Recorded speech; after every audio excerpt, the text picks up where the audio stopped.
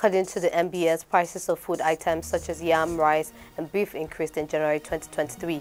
Hi, welcome to What's Happening. These are the top 10 stories. At number 1, according to the National Bureau of Statistics, prices of food such as yam, rice, and beef increased in January 2023. This is contained in NBS Selected Food Prices Watch report for January 2023 released on Thursday.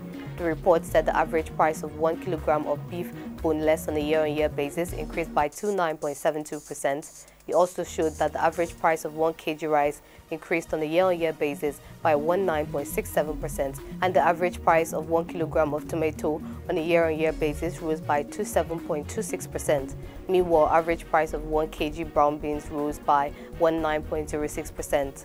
NBS said the average price of pre-packed wheat flour increased by 26.82% on a year-on-year basis too. At number 2, President Muhammadu Buhari has arrived in Maiduguri, Borno state capital on a one-day working visit. The president was received by Governor of Borno, Babangana Zulum, alongside all the security service chiefs who arrived in the city on Thursday. President Buhari is expected to visit the Sheh's palace to sympathize with the traders who lost their property to the fire at Monday Market in Maiduguri on Monday. Buhari will also commission some projects, including 24 units of Babangana Zulum Housing and Cancer Center at the University of Maiduguri Teaching Hospital, NNPC gas plant, and roadworks within Maiduguri. At number 3, Justice Babajide Aladejana of Ekiti State High Court has been reinstated to office after 16 years of suspension by the National Judicial Council. Aladejana was suspended from office in 2006 with the state's former Chief Judge, Justice Kayode Bamisile, under the administration of the former Chief Justice of Nigeria, Justice Alpha Belgore. The duo were suspended for their alleged roles in the political crisis that led to the impeachment of the former governor of the state, Ayodele Fayose, over alleged 1.4 billion naira poultry scandal, abuse of office, and illegal operation of a foreign account. At number 4, the Labour Party presidential candidate, Peter Obi, on Thursday insisted that he won last Saturday's presidential election and he was ready to prove it. He said the presidential election, which was won by the All Progressive Congress candidate, Bola Tinubu, was controversial, recalling the INEC chairman, Professor Mahmood Yakubu, announced Tinubu as the winner at the International Collation Center in Abuja during the early hours of Wednesday. While addressing a press conference on Thursday, Obi said the election did not meet the necessary requirements and could not be adjudged credible.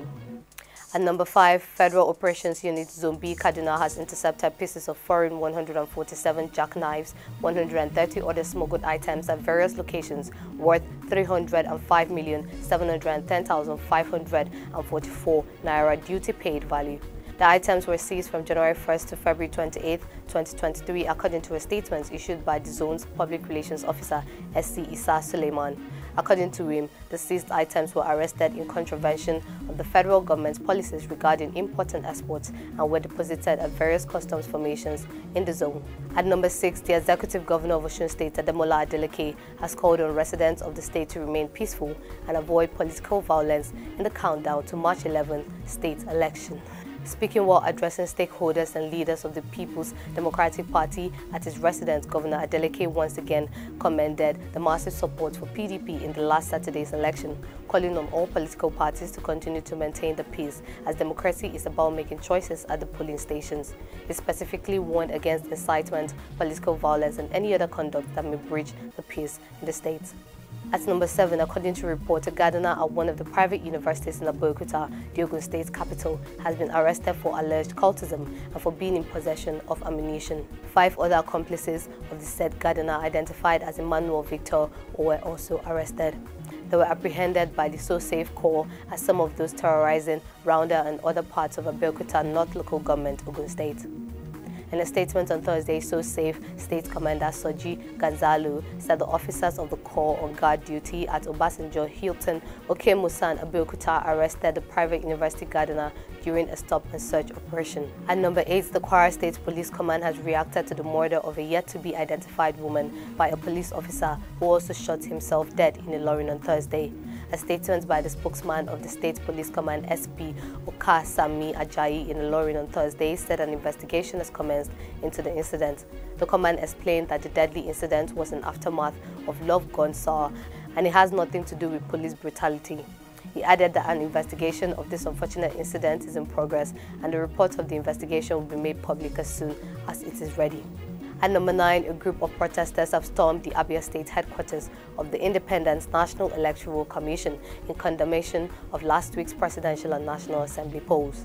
The group, under the aegis of the coalition of civil society, arrived at the INEC facility with placards saying they are from different parts of Abia to register their displeasure over the alleged fraud by the INEC officials during the polls. The group, led by Irobin Kansi Abraham, the coalition of civil society, accused INEC officials of not transmitting the results of last Saturday's elections electronically as earlier promised by the electoral umpire.